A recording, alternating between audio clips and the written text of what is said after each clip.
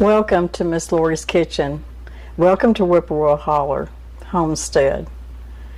If you're new to our channel, I'm Miss Lori, and Mr. Brown went fishing today, so he's not with me this morning, but you'll see him off and on.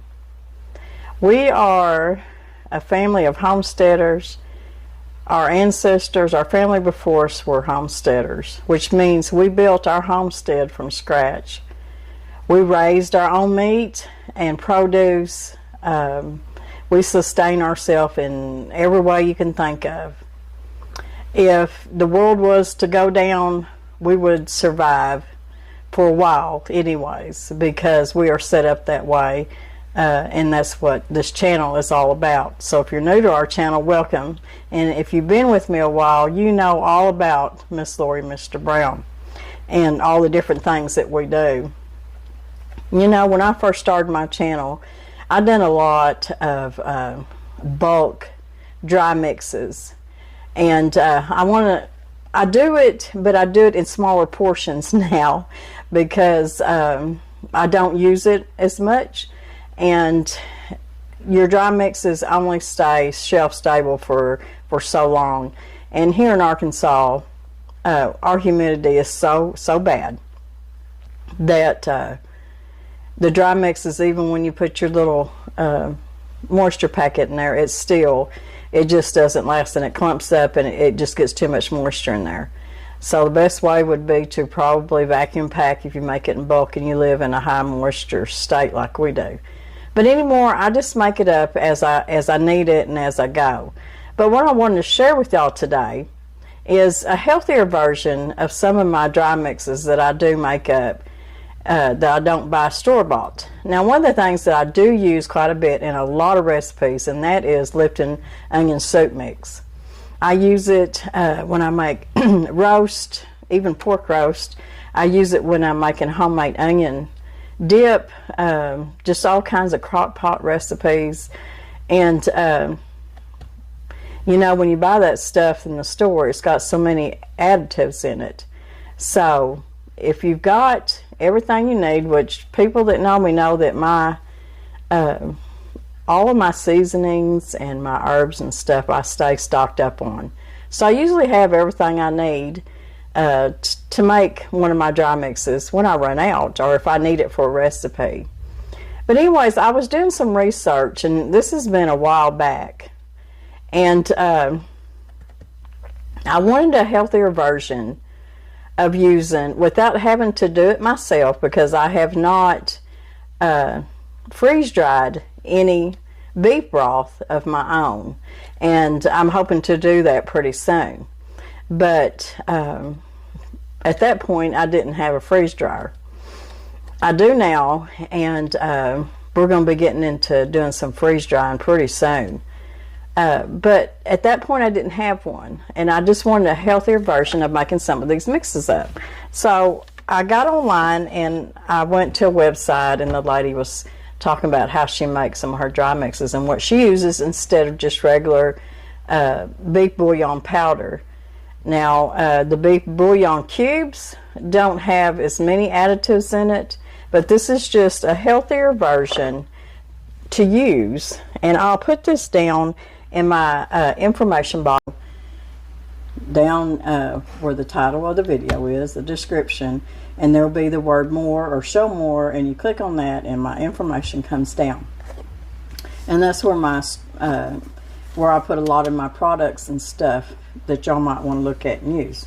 Anyways, this is hydrolyzed bone broth protein, and I'll show it to you. And if they don't have this brand anymore, I will look and find one just like it and put it in my store. Now, this is J-Mex. It's a bone broth that is made from simmering bovine bones in water, which is high in nutrients and many protein components, including collagen and gelatin, that are leached from the bones and are in the connective tissues during the cooking process, which all of us that have made bone broth know this. You know, making your own bone broth is one of the healthiest things you can do. But when you don't have it, or you don't have what you have hydrolyzed yourself, you can buy it. So I bought it, and this is what I make my dry mixes out of anymore. It's just nothing but good old bone broth. There's nothing else in it to keep it from clumping up or anything like that.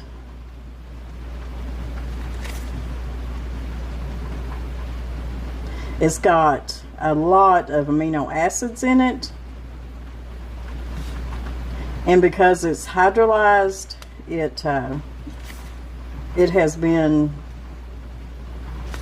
you know, in good shape. I'm trying to read something here, y'all, but I'm just trying to explain this to y'all. It's just a better way of making your homemade dry mixes using beef powder or beef bouillon. It's just a healthier way of doing it. It's called hydrolyzed bone broth protein. And you can just take you one of these scoops. Now, if you look at it, you're thinking, that's not dark enough to be a bone broth, but it is. One of these scoops makes, I think, 4 cups of bone broth. So if you want to make a healthier version of some of your dry mixes, this is it. And y'all, I've got to take a drink because my throat's still really dry. When I get to talking, I get to coughing. And it's just because my sinus is still running from all these allergies. So, what we're going to be making to start off with is some Lipton onion soup mix. And like I said, I'm not making a big bulk of it. I'm just going to make what I'll use pretty quick. Now, I found these little containers at the Dollar Tree. And I bought these back when everything was still $1 at the Dollar Tree. And it's got really good lids on it. And it makes a good drinking glass too. They're really heavy. But it comes with the lids, so that's what I've been using it for, is some of my dry mixes. But you can just put them in any kind of little, maybe half-pint jar or something like that, unless you're going to make bigger bulk in it. But just be careful and make sure that you can keep it dry, because it will clump up and it will kind of run on you if you're not careful. Now, I've been asked that question several times about making bulk dry mixes, if they will run or how long do they stay shelf stable. And there has been times that I mentioned before that if I did it in bulk, it's best to try to maybe vacuum pack it in your small bags with a little moisture packet, and that will help it. But even just being in a jar with the little moisture packets, I have had a few of my dry mixes that I had to throw out because I didn't use them fast enough. So some people say that they'll stay 3 months on their shelf. I think it's because the area I live in, I can't keep it that long. So anyways, let's get into our recipe for our Lipton onion soup mix. And I've got a half a cup of your minced onions. And I've got 3 tablespoons of my beef bouillon. Y'all, it's raining outside. I don't know if y'all can hear that on my, I think you can on my tin roof. Okay, I've got 1 tablespoon, pretty good tablespoon of parsley flakes. In here I've got a half a teaspoon of onion powder, a half a teaspoon of garlic powder, a 1/4 teaspoon of celery seed, and a half a teaspoon of smoked paprika. Now, some people put a 1/4 teaspoon of celery salt, and I find that to be too salty, so I put a 1/4 teaspoon of celery seed. And I will have this recipe down below where y'all can see it in my description box. And then we got a 1/4 teaspoon of black pepper and a 1/4 a teaspoon of salt. So let's go over our ingredients one more time. 1/2 cup of minced onions, 3 tablespoons of beef bouillon powder, 1 tablespoon of parsley flakes, 1/2 teaspoon of onion powder, 1/2 teaspoon of garlic powder, 1/4 teaspoon of celery seed, 1/2 teaspoon of smoked paprika, 1/4 teaspoon of black pepper, and 1/4 teaspoon of sea salt. So that's what we have right here. Now, I use this a lot when I'm making slow cooker recipes. One of them is beef roast, even a pork roast, I'll put it in there. Beef tips, just all kinds of different things that I use this for. And this makes enough for me to use it probably twice. If I'm using it to make maybe French onion dip, this will last me a while. If I'm using it to make French onion soup, put a little bit in this in there with your homemade French onion soup, caramelized onions and all that. This would last a little while. If you put it in your meatloaf, this would last a little while. But this is plenty for me at this point, because I don't want to mix it up and it go bad on me before I get it used. Now, if you want to, you can double this recipe, triple it, and make you a bigger jar of it. It smells really good. So that is my dry mix for my Lipton onion soup mix. And what you want to do before you use it, make sure that you stir it up good. Get everything stirred up in there good. Now, you don't have to use this. This is just, I just want to show y'all a healthier version of being able to make some of your dry mixes that uses beef bouillon or beef broth powder. So I'll put the lid on this. It's got a good seal on it, pretty good. And you can take it and just shake it too. So that is my Lipton onion soup mix. So let's move on and make us some brown gravy dry mix. Okay, now let's move on to our next dry mix. And I'm going to be making a brown gravy dry mix. I have a lot of people in my family that love just making like hamburger patty with brown gravy on top. Kind of like Salisbury steak with your brown gravy. I use brown gravy mix with, like certain roast, slow cooker roast recipes. I put some of the brown gravy mix in with my Lipton onion soup mix. I kind of mix that all together and throw it on top of my roast. There's just all different kinds of recipes that you can use this with. So what I'm going to be doing though is I'm going to be making a bigger batch. I'm going to be making it in a quart jar because I use this faster than I use my Lipton onion soup mix, because it would take, you know, if I'm making a pan full of Salisbury steak with some brown gravy, and I need to make up some brown gravy pretty quick, here it is right here. And it's ready to go. You got all your ingredients in here. You don't have to go hunting for all your different spices and stuff. All you got to do is mix it with some water, and it's good. So we're going to start with a quart jar, and we're going to get all of our ingredients together. Okay, let's make our brown gravy dry mix. Now, I went ahead and put my flour. This is 1 2/3 cups of flour. Now, the first time that I found this recipe, the lady used 1 2/3 cup of cornstarch. I don't use cornstarch hardly ever in any recipe. I either use flour or I use arrowroot. So this is just all-purpose flour, but you can use either, whatever you would like to use. So this is 1 2/3 cup of all-purpose flour. And I've got 6 tablespoons of our bone broth protein powder, or if you use just regular beef bouillon powder, whichever you use. And we've got, now this is the secret ingredient right here. This is 1 tablespoon of instant coffee. Yep, that's what we're putting in there.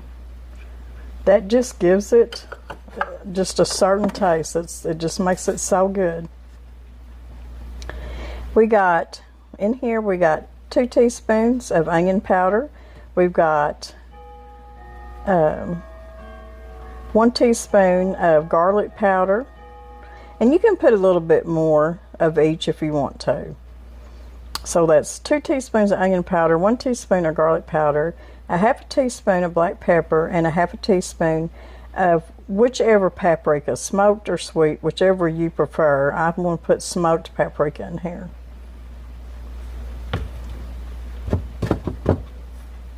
And then I've got a whole tablespoon of parsley flakes.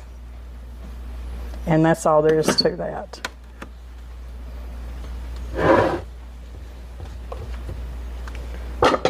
So you can take any kind of utensil and stir it up good. You could do this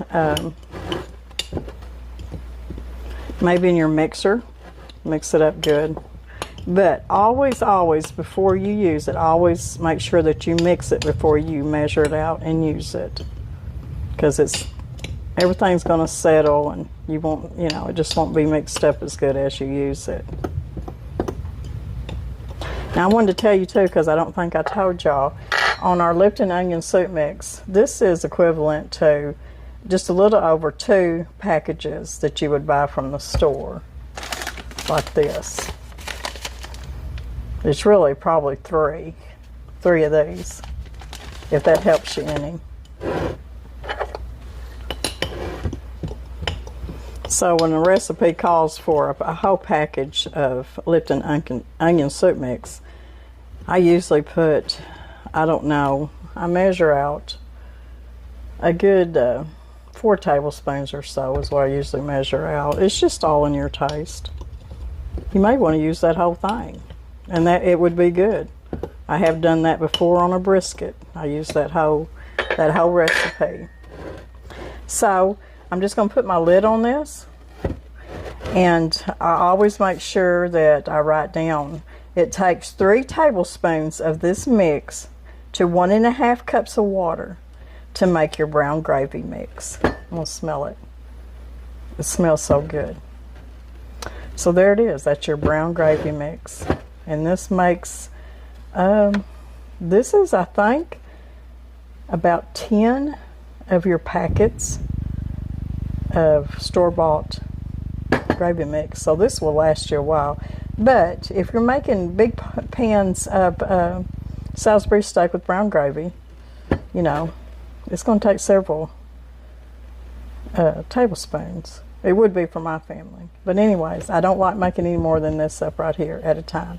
Now, when I look back on her recipe that I adapted this from, she put that hers lasted about 6 months in a jar, and she may live in a drier climate than I do, and some of y'all may too. So some of y'all's dry mixes may stay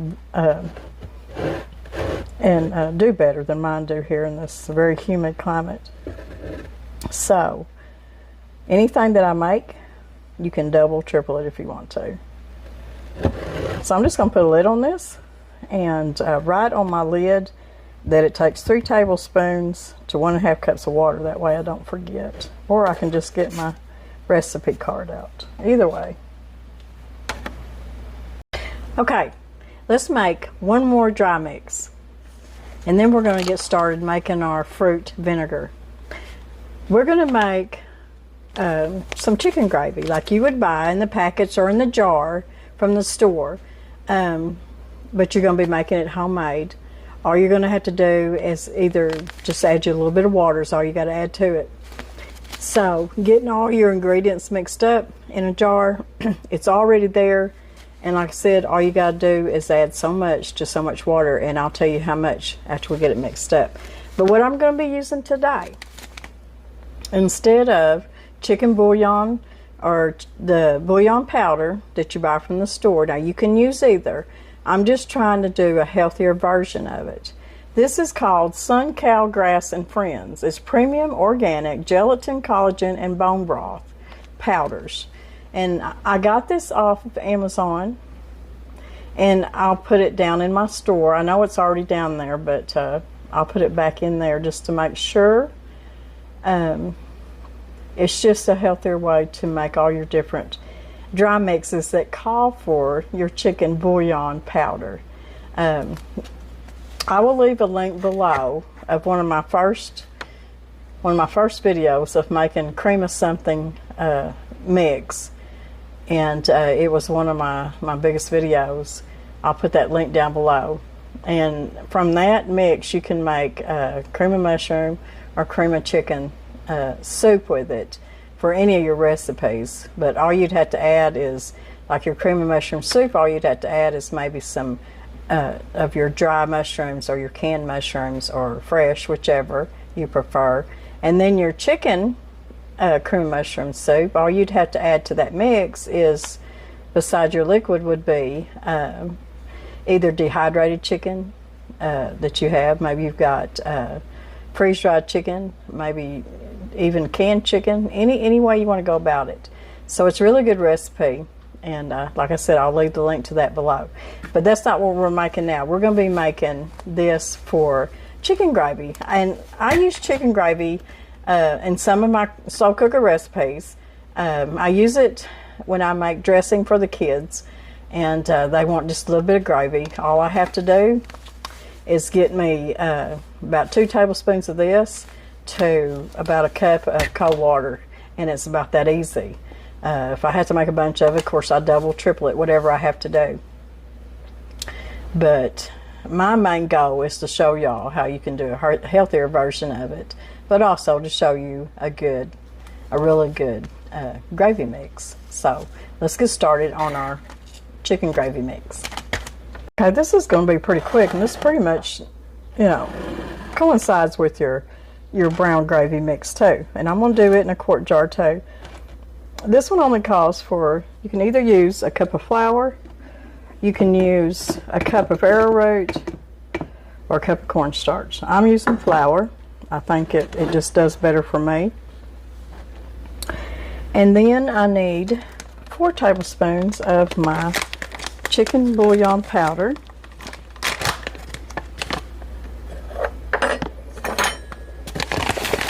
And this is a really fine powder, so it dissolves and mixes up really good. So I need 4 tablespoons. And this right here, when you get it mixed up and make your gravy, it's a really light color. It's not going to be a real yellow looking color. Okay. We need a half a teaspoon of black pepper. Now when you're making your gravy, you can always add a little bit more pepper to it, or I'm not putting any salt. If you need a little salt, you can add salt to it. So half a teaspoon of pepper.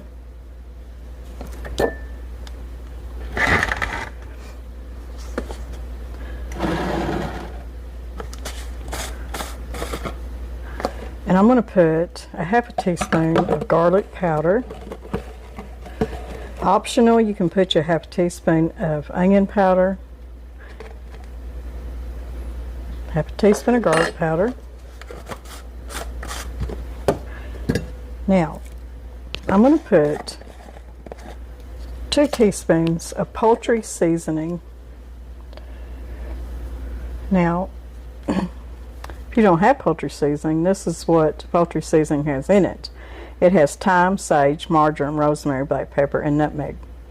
Now, if you don't have poultry seasoning, I buy it just like this because I use it a lot.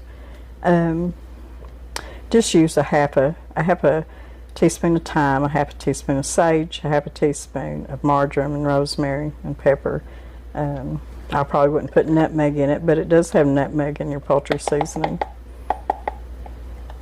So we're going to put 2 good teaspoons of poultry seasoning in there. Shake that down just a little bit. Now you can also double and triple this recipe too. So just remember, any of the ingredients I'm giving you, you can double it for sure. Triple it, whatever you want to do. Just stir that up. This recipe comes from a website called Healthy Canning. She does a lot of healthy mixes, dry mixes. Now I have dry mixes, if I can find the links to that, for chili seasoning and spaghetti and all that, taco, and I've had so many good reviews on my dry mix for my chili mix. People really like it. It also has a little bit of cocoa powder in it. So when I find all those links, I'll put it down below in my information box with my recipes. So just mix it up good, and remember always to mix it up before you use it. And what you're going to do is you're going to use 2.5 tablespoons of this mix to 1 cup of cold water. You can make it in the microwave or on top of the stove. This is all I'm going to make for now, because I won't be using it as fast as I would my brown gravy, and it doesn't take long to get some mixed up. You see how easy. I could have put this in a pint jar. I don't know why I didn't. I probably will before I seal it up. Put it in a smaller jar. It was just easier for me to mix up. So if you want to know, if they don't have this brand, I will look for another brand of a healthier version to make your dry mixes with. Or you can just use whatever you use. That's just up to you completely. So that was 3 mixes, and I would like to do some more with y'all if y'all want me to. Just leave it down in the comments below, maybe some different ones. Like I said, I've got some older videos making different dry mixes, and I'll try to link those below for y'all to find. So now let's get started on our fruit vinegar, because I'm really needing some, and a lot of y'all are really interested in making fruit vinegars. Okay, we're going to finish our video up by making some fruit vinegar. I've had a lot of people ask me, they know that I make and have been for years making my own fruit vinegars. And I had some very early videos discussing, showing y'all how I make my vinegars. But it's just one of my favorite things to do, and one of my favorite things to make salad dressing with. And today what I'm going to be using is, I've got about 2 cups of red raspberries here, and this is one of my favorite fruits to make vinegar out of.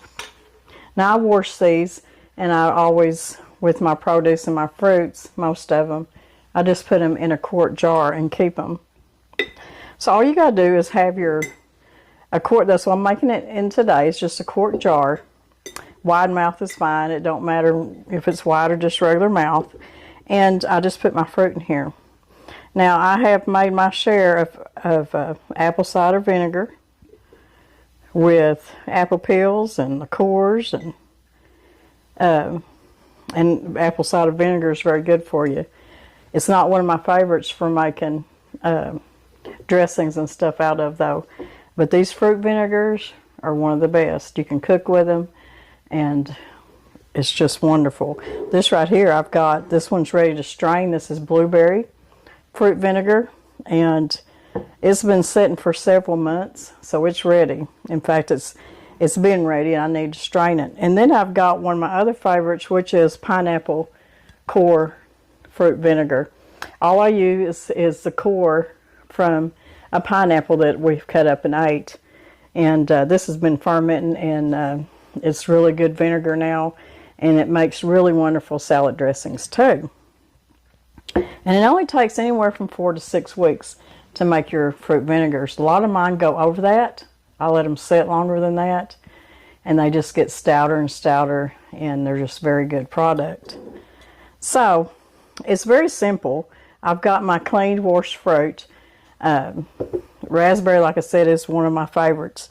Now, I've got well water, and my well water has a lot of lime in it. Now, I've made a lot of vinegars out of my well water, don't get me wrong, but that lime tends to want to settle, you know, at the bottom of whatever you've got your water in. And if you're using city water, for sure you want to use bottled water, and you can use your well water. But even with when I make my sourdough starters, I use bottled filtered water instead of my well water, but that's completely up to you. So all we're going to do is just pour enough water in here that it covers your fruit completely, but you don't want to go too far to the top. So I'm leaving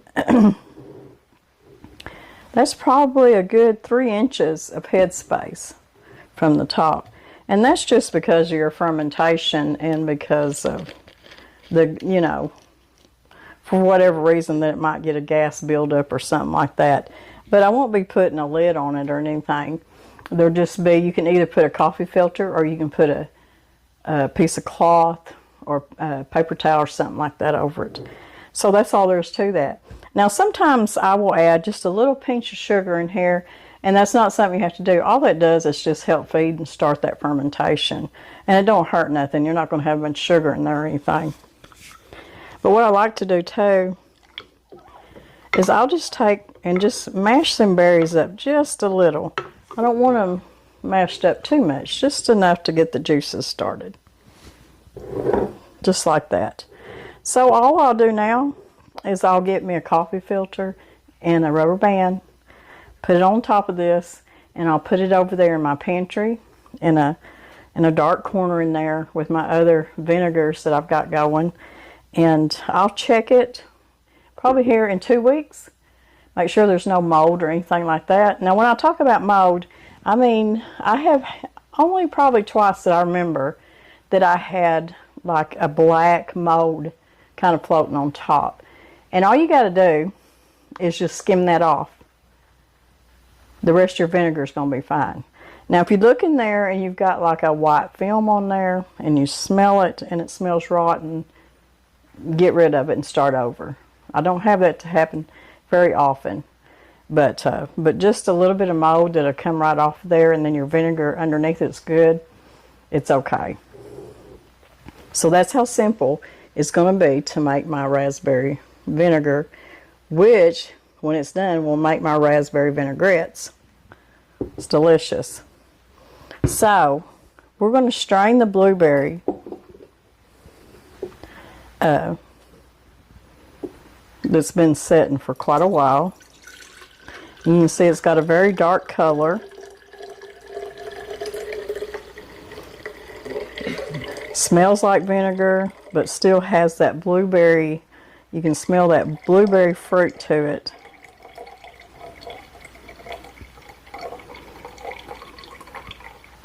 So all you want to do is, once you know, I usually about 4 weeks, when I check it and everything looks good, that's when I will strain my fruit, my vinegar from my fruit, or my fruit from my vinegar, whichever you want to say. And what I like to do with the leftover fruit is give it to the chickens. And they get some fermented fruit. So you can see how pretty them blueberries, they're still plump. They still look good. And yeah, you can still smell the blueberry, but yet the vinegar. So me and the chickens both will get pretty good benefits out of that. So right there is your blueberry vinegar. This will last me a while, because all I'll really do with this is make vinaigrette out of it or cook with it. If you're a die-hard vinegar person that takes a teaspoon of vinegar every day for health reasons. I wish I could do that. Every time I try, I gag on it, but I know it's very good for you. Just take a teaspoon. I know some people that do it every morning, and it helps their digestion and stuff. This would be a good product because I think you could handle it better than the apple cider vinegar. It just has that fruity taste to it. It smells so good. So we got our blueberry. I'm listening to you talk, and you want me to, I want to taste it. You want to taste the blueberry vinegar? Yes, I do. You have to get your spoon. I do want to taste it. Well, you know it's going to be tart. It's vinegar. I know. So here we have the pineapple core vinegar, and I actually have just left the core in here and used it, not even take the core out. And if you'll do your research, the core of pineapple has a lot of good benefits to it, a lot of nutrients. So really and truly, this looks pretty. Make you pucker.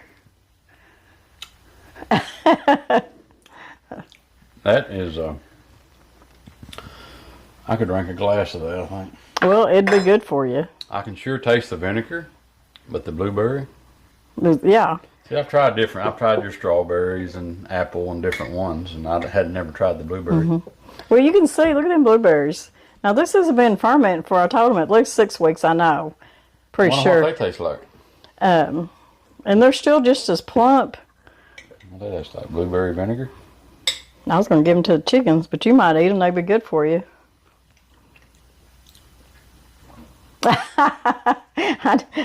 Besides being blueberries are tart. You know that. Most of them.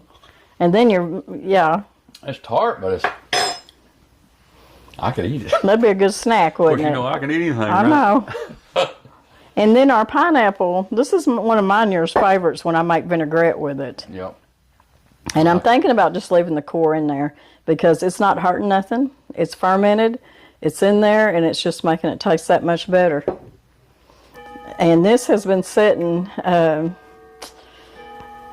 think my pineapple one's been sitting a good 2 months or so. So these two are ready. My raspberry will be ready anywhere from 4 to 6 weeks, and then I can strain it.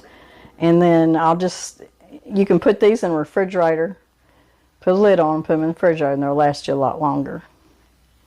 This one I'll set out in the pantry and let it turn into vinegar. And that's the raspberry one. So this one will be good on salad. Yeah, make a vinaigrette. In fact, I'm fixing to make a vinaigrette. That's good. Do you want a salad? Have you ate lunch? No, I have not. Okay. I've been fishing in the cold rain. Yeah. And I got sopping wet, and it was very cold. I told them, I think at the beginning, I told them you was fishing. Oh. And I got back and I'm wet and cold. So you haven't ate nothing. So maybe I'll make them some vinaigrette and make you a little salad. You can eat you a salad. So let me get all this stuff put up, and then I'll make a little salad, and then we'll make some vinaigrette.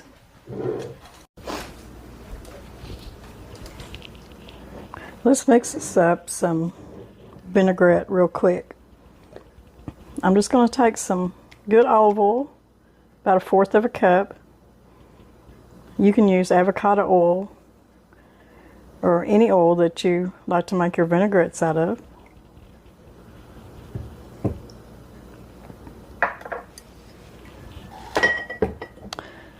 And I think I'll use my blueberry vinegar. And I'm going to put 1/4 cup of that.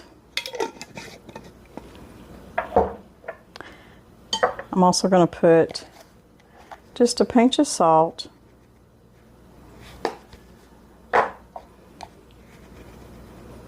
Pinch of pepper. And I don't have any grainy mustard, which is what I would use, but I do have some Dijon. So I'm just going to put a teaspoon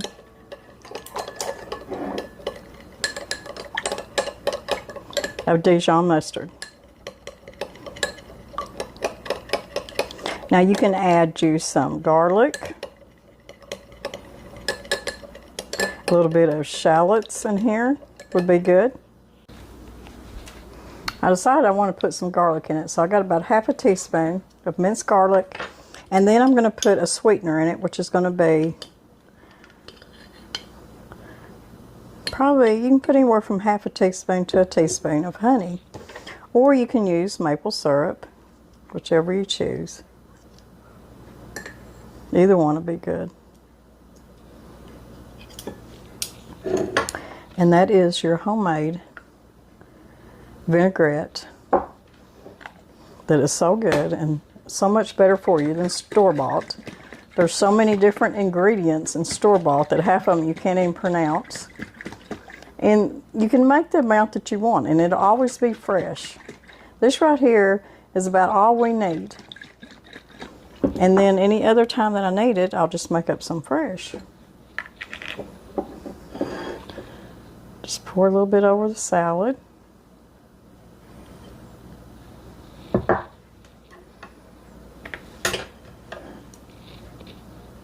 And I forgot a fork. And that's how easy that is to make your own vinaigrette, and making it out of your homemade fruit vinegars. It's a really, really good thing.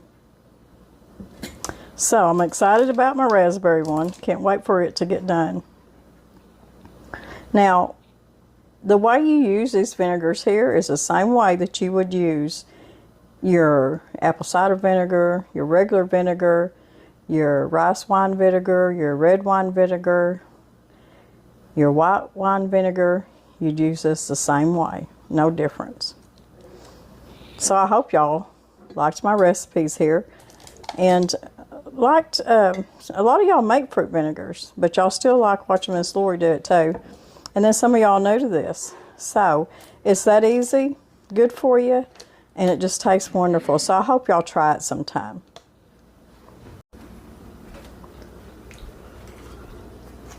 That's made with the blueberry vinegar.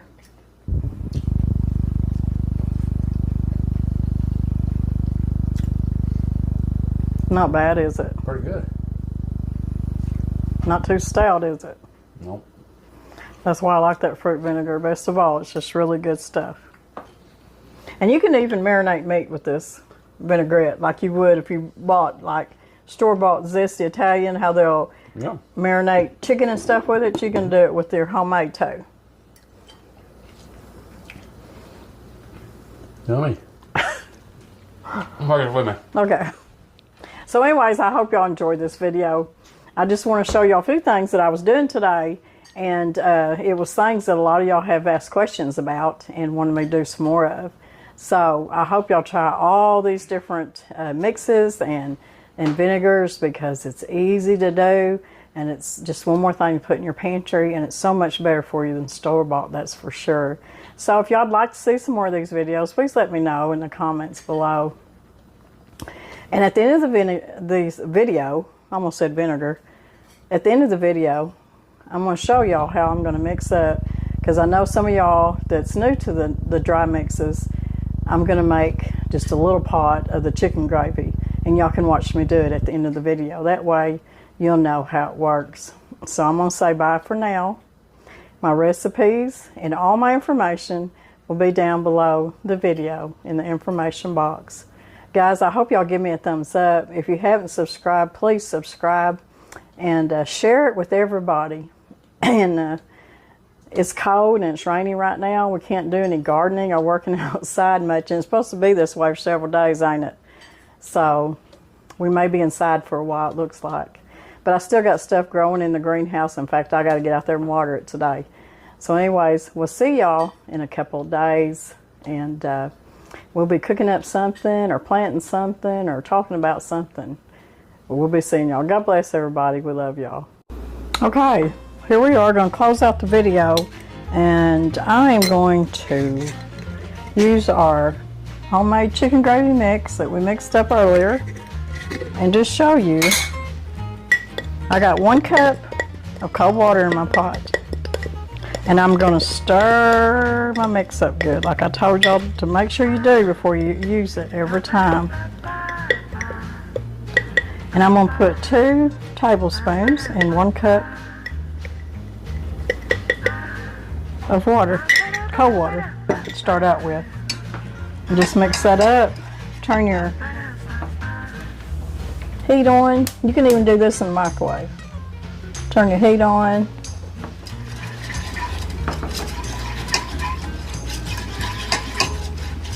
Let it warm up and let it thicken up. And you can add your little bit of, if you have to, you can add your little milk to it, a little cream. You can add your little bit of chicken pieces to it, some dehydrated chicken or something like that to it. Okay, within a couple minutes we've got some homemade chicken gravy. This is to put over your chicken and dressing, roasted chicken and mashed potatoes, just whatever you need chicken gravy for. Here it is, about that quick, and it's homemade, and it was quick. The only thing it needs in it is just a little bit of salt, because I did not add any salt to my mix.